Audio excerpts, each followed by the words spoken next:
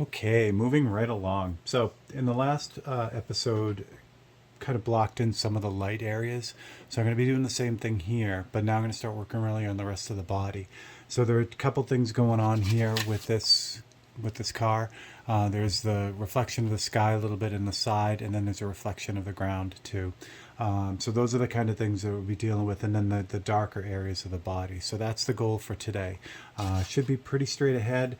I'm going to leave the interior. I probably won't get time to do that today, but it'll be, it'll be coming up. So all right. So the first thing again, to avoid a lot of the blue shift would occur if I sprayed white on top of a darker color, black or warm color. So I'm going to try to avoid that. So I'm going to do the light color first, essentially continue this highlight right here, this light area, and then I'll paint the body color in after, and then it'll be all set. One thing I didn't mention on the last one, and I probably should have, this is blocking in. So while I have the light areas here, I'm going to be doing a lot to these light areas, darkening parts of it, fading it, brightening some of it too. So what you see here is definitely not the final. I didn't want you to think that you just sprayed in and kind of that's it. All right, so let's get to it. So I'm going to cut out the light areas first. I might actually, yeah, I think I can get away with just cutting out the side of the car. And then just kind of cutting out a separate template for the body. I think that's going to work out. So that way I don't have to worry about trying to align the two light areas or the light area with the dark area. I can just spray the light area and then just use a separate template for that. So I'm going to need a couple copies for this.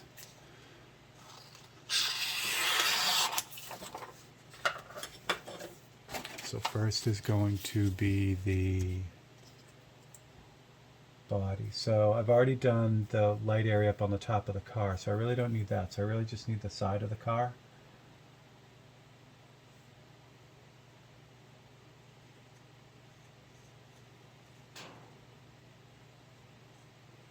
See how I shut up when I start talking because I have to concentrate. So it's pretty straight ahead. Again, this is all blocking in type stuff. So this will just kind of get everything in the right place and get the base on so that I can start working on the details. With these, I love working in layers. In all my paintings, I really enjoy doing that. It's certainly not the only way to do things, but for me, I love the way that the painting looks in the end when I kind of develop things in multiple layers. Just gives it kind of a solidity and depth that is hard for me to get if I just paint in, each section complete as I go. So I really love to layer this, and I think that comes from having used a lot of watercolor and transparent paints. Like even though gouache is opaque, I used it very transparently as well. So I think that's where that came from. And when I first started airbrushing, I used a lot of ink too because I was terrified of acrylics, because what they would say would happen when I was learning to airbrush way back was that if you used acrylic paints in your airbrush, it would lock up your airbrush forever and you'd have to throw it away. So so I was terrified to use acrylic paints. Now, of course, that's not really what happens, but again, it's why you take all advice with a grain of salt, children. That's why we do it, so we don't have to limit ourselves. All right, so there's the side of the car. So again, I could have cut out just these highlights, this section down here and the section up here. But because this is a really kind of a fade, it's just a light fade. I don't have to worry about that. If I had done that, then I'd really have to make sure that the black, this darker area in here, lined right up with what I had just painted. With this way, what I'll do is I'll fade in the white from top and then up from the bottom, and then there is no black thing to line up. I could just put the next color in and not worry too much about it. I mean, I'm gonna not throw it in wherever I want, but I don't have to be like super precise about getting that totally lined up. All right, it's back here.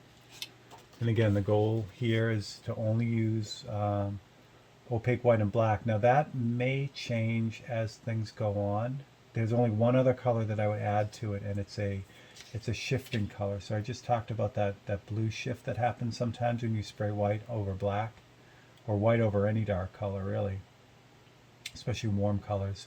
It shifts to this bluish grayish color.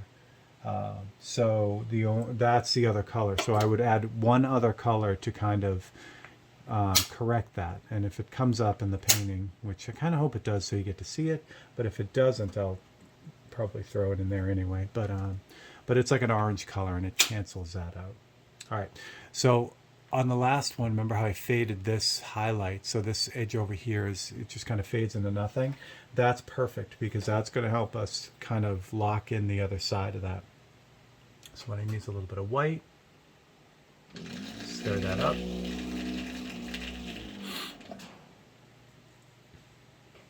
Grab my brush here. Ow. As I poke myself with the airbrush, it's no fun.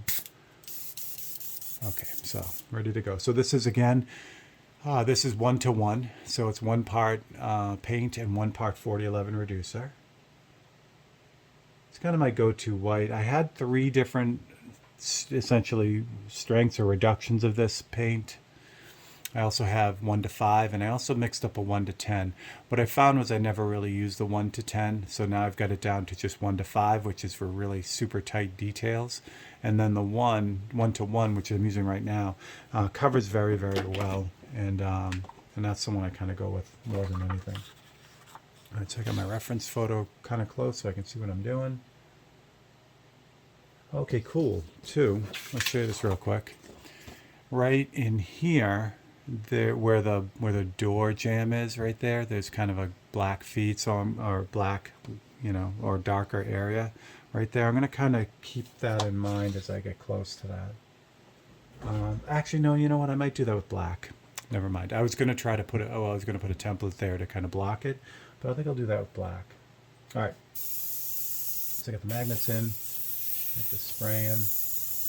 Actually, want to make sure that's down a little bit more. There we go. So I'm just going to kind of fade the top. I mean, actually, I'm going to reduce this just a little bit to get a little bit of the graininess out of it. So this is just 4011 reducer. So it's 1:1. I put about 3 drops in there, so I'm going to add about 6 or 7 more drops. So I'm going to really kind of over reduce this from even what it was. And then normally I would just mix it, with a stir or a paintbrush. But in this case, I have that 1:1 mix in the front of the brush. I got to get that back up into the cup. So I just kind of put the cloth in front of the airbrush and forces the paint back in the cup. And stirs up the paint too, which is nice. Spray that out. Now I should get a smoother spray. Yeah, that's great. That works out perfect.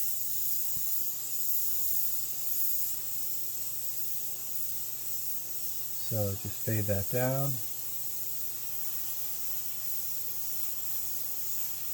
And then I'm going to give it a little bit of a bump down to the bottom. So I'm going to add a couple extra layers down at the bottom. In that middle section right there. So that as the sky, if you look out at the sky and it's, you have a clear view, the sky will get lighter as it gets closer to the bottom. So that's kind of what I'm doing there. And then the bottom, I'm just going to do the opposite. I'm going to fade up into the bottom. Now this area right here needs to be black. I'll fix that later. It's not a big deal. It's black right now, which it should be. But this is going to add it's going to add white to it. So I'll just fix it later. It's not a big deal. And I really want to kind of accentuate that. Again, my car is sitting on essentially a white floor. So in the photo, that's more of an asphalt color, which is a little bit darker, but I really want to kind of push that white because that's what's really reflecting there, not asphalt. And I'm going to leave out there's a curb reflection and all that. I'd leave all that out. So here's where I kind of lose that black. That's okay. That's good.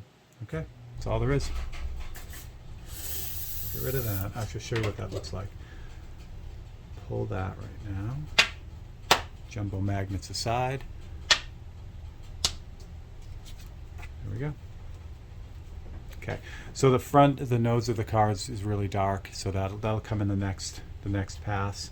I didn't want to get a lot of overspray in the black in the wheel wells, but if it happened, it's not a big deal because I'm going to be doing all kinds of work there anyway.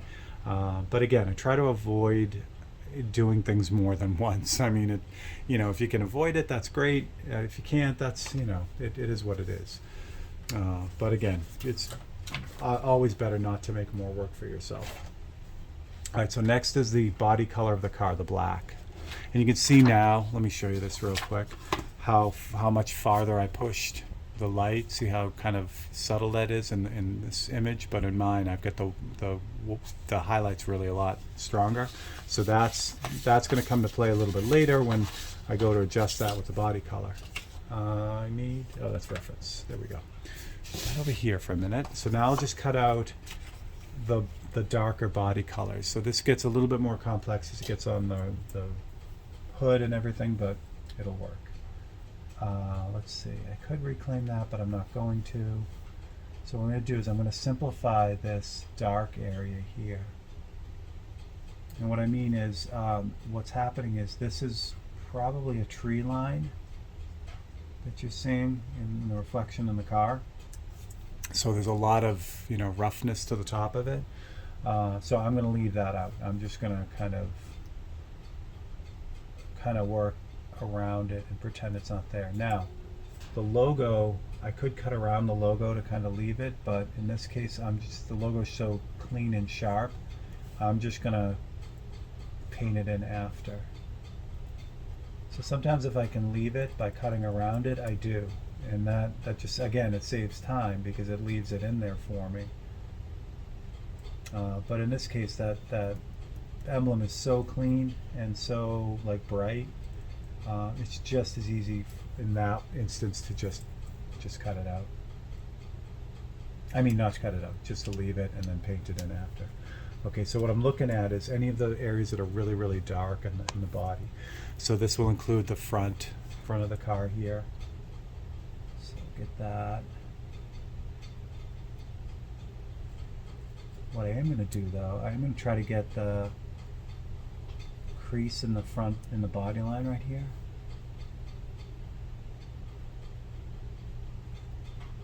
If I can, that's cool. If I can't, it's not a big deal. And the reason why it would be a challenge to do is because that's a pretty tight cut. Hopefully my head wasn't in the way there. Oh, and I just ripped it. I wasn't paying attention. Oh well. Like I said, it's not a huge deal if it's not there, because again, that's something that gets paintbrushed anyway, even if I can pull this off. But what's nice is in there, it's there. I actually ended up saving it. See a little tab right there? Well, can you see it? I don't know. There it is right there. So a little tab right there where the center body line is across the hood. So that just helps me later on because then I know a little bit more about where it is. Okay, the other things I can grab are the details on the dark areas in the hood. So this whatever this reflection is, this actually is a reflection of the top of the windshield, so I'm going to grab that. And I'm going to leave the body line. So I could, it would be great to cut out the body line and get that too, but that wouldn't leave too much structure left to the template, so I'm going to do that on another one, on another template. So just cut it out. So I just try to get as much as I can. So there's the continuation of the windshield here. So I'm going to grab that. There's a space in between those two little light spots, but I'll paint that in after. There we go. What else? Okay, it's going to come out. Yeah. This side here.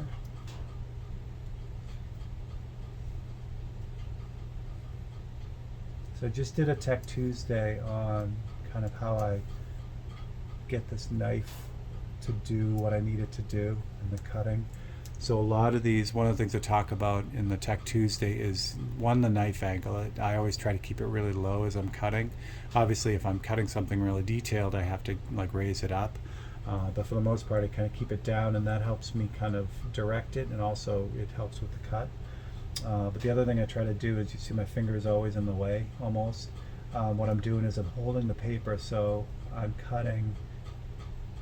Well, that's a little bit different right there. I'll show you that over here, which I should have showed you in the tech video. But so there are two ways that that goes. So either I'm holding down the paper and then cutting, so that I'm pulling against the paper, you know what I mean, as I'm cutting. Or if I'm doing something really, really tight, like if I'm cutting up against that, you know, if I try to cut against that, there's a good chance that will pull up and rip. So what I'll often do is hold my fingernail right down next to where the cut is, and that really helps to keep the cut where it should be and not move around. So it's a big thing too. What else can I get? And then it becomes the game, you know, like how much can I cut out before this thing falls apart? And that's where we're at.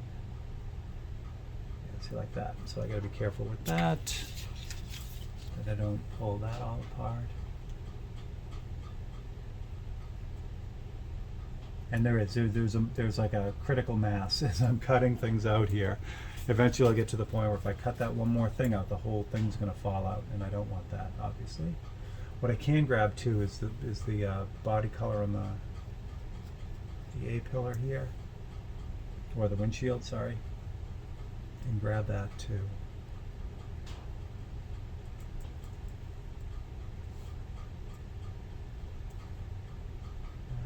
Right to windshield wiper. That. What else can I get? Still, there's not too much in the interior. I guess I can grab the back seat. There's a little bit of stuff that I can get there. But the main part, like the front seat, is pretty light. I'm not going to do the steering wheel yet because I'm going to paint in the back, I'm sorry, well, the little bit of the back seat here, and then the roof, it's folded up.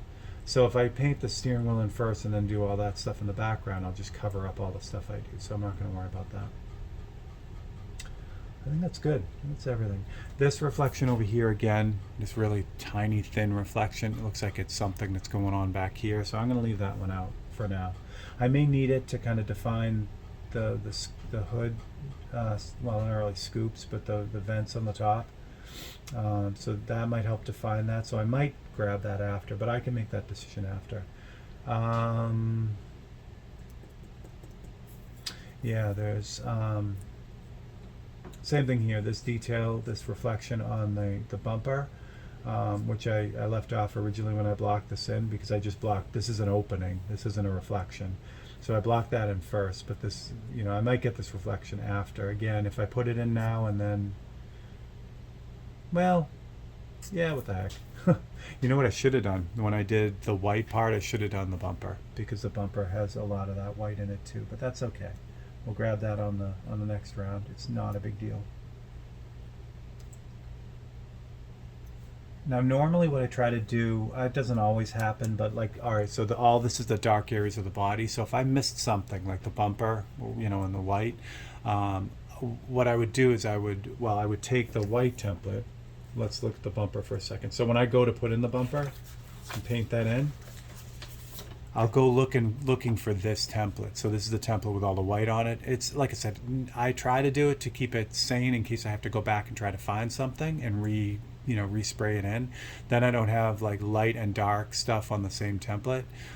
So that's what I'll do. I'll cut out the bumper out of this one, and you'll see me do it because I'm doing everything for this painting on these videos. So what I'll do is I'll use this template to cut out the bumper. Now, where that may change is where the bumper actually touches this body part. Obviously, there won't be anything there. So I'll have to take a look at it and see. Maybe I'll end up just doing the front of the bumper and then doing this little piece after. I don't know. We'll figure it out. It's, like I said, it's really a kind of a do it on the fly kind of thing for me, which is why I love doing these so much. It just, you know, it's fun to figure it out. It's fun to wrestle with it and, you know, try to figure it out. And the nice thing is it's all part of the toolbox. So once I figure something out, It just goes in the vault, and then, you know, as I run into that again sometime, it's already done in my head. You know, I've already been through it. So the detail on the wheels I'm going to leave, because the same thing, that's going to be, you know, I can deal with them all as one thing. So instead of, you know, when I'm doing the white on the sides of the body, I could have put the white in on the wheels, on the chrome and everything, but I'm going to do all this as one unit just to kind of keep my head straight on it, because there's a lot going on there. So I don't worry about that. I think that's good. I think that's all I can really get. So if I cut out this body line, then this whole intersection will fall out. Make sure that's cut out. There we go. It's stuck in there. Oh, behind the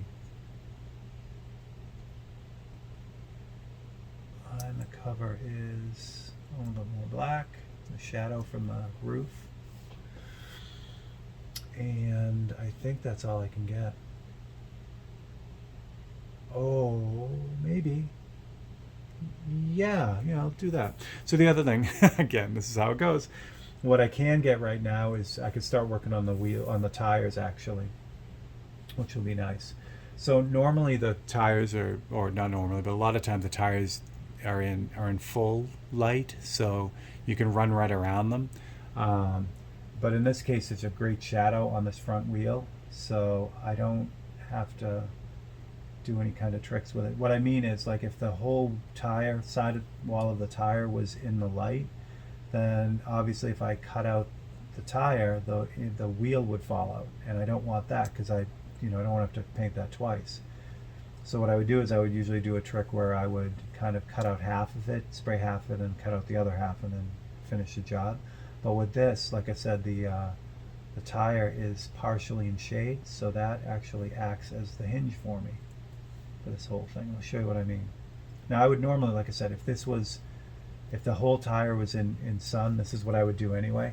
So now I can, actually I don't have to do that on this one, but I'll show it to you anyway.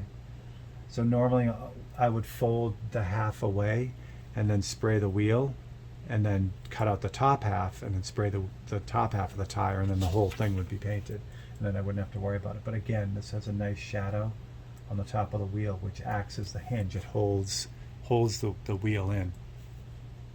And the back tire is same deal.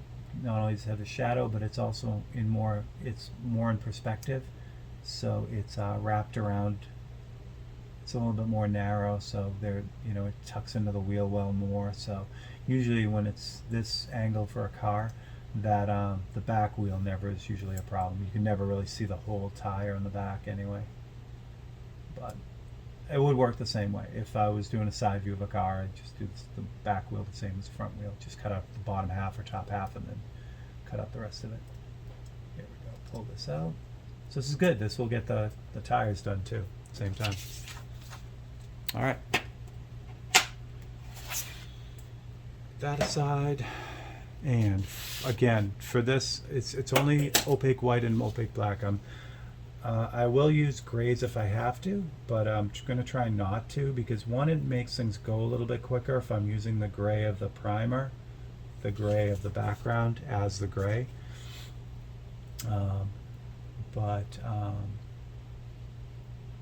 Just get this lined up. But sometimes you need to, sometimes there's just a need to kind of get that in there. Let's see. So I'm going to start by lining up this side of it.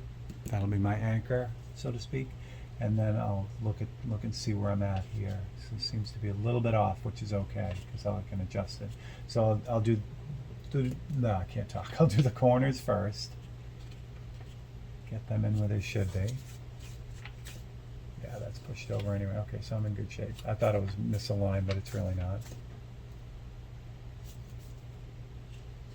And then hopefully if I get those two corners in, everything else pretty much lines up. If I did my job right. Again, if I didn't, there's always adjusting that has to be done anyway. So it isn't an exact science, but try to get it as close so you don't have to mess with it. So once I get the two corners in, then I can look at for instance, like the wheel. That's farthest away from both of those corners. And if the wheel's lined up, then I know I'm in a good spot. So that looks good. We'll drop some jumbo magnets on here. Again, these are neodymium magnets, and normally when I'm working with the thinner material like paper, I'll use, these are also neodymium that I just kind of put a little handle on, but these aren't really strong. They can't really get through the ampersand board. These neodymium magnets are insane. These are 1x1s, and these have a lot of power to them, so they'll go right through the board. So I like these for the ampersand board. They work really, really well. All right, clean out the brush, put some black in here. So this part of this, the farther I go with the blocking in, the more that I start fading and looking at, what's going on with the actual final values of it. So it's still blocking in, but I start paying attention to that, because the closer I get to the details, the more I have to really add those fades the way they really are. Let me grab my reference, because I think I just cut it up, which is okay. Okay, so for instance, let's see. Yeah, so the well, I didn't cut it out, but this part here, look, it fades up from the dark to this, to this dark. There's a little bit of a lightness there, and the nose of the car too. It's actually darker closer to us right here, and it fades across the car, so it's not as dark right here. But I'll show you that. I'll show you how that goes. But I start to look at that now. I'm gonna pick 1 to 5 for this one, because I want some coverage, because this is pretty dark. So we'll try 1 to 5. If it's too strong, then I'll jump to the 1 to 10, which is 10 parts reducer to 1 part paint. There we go. But 5 should be good, because it should give us a good start. Start with this reflection, because it's probably the most solid out of all of them. So what I do is I'm spraying with just on the bottom half, and that will keep that edge really tight.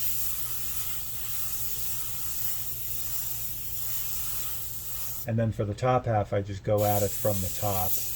Actually, I'll move this magnet a little bit closer to kind of protect that.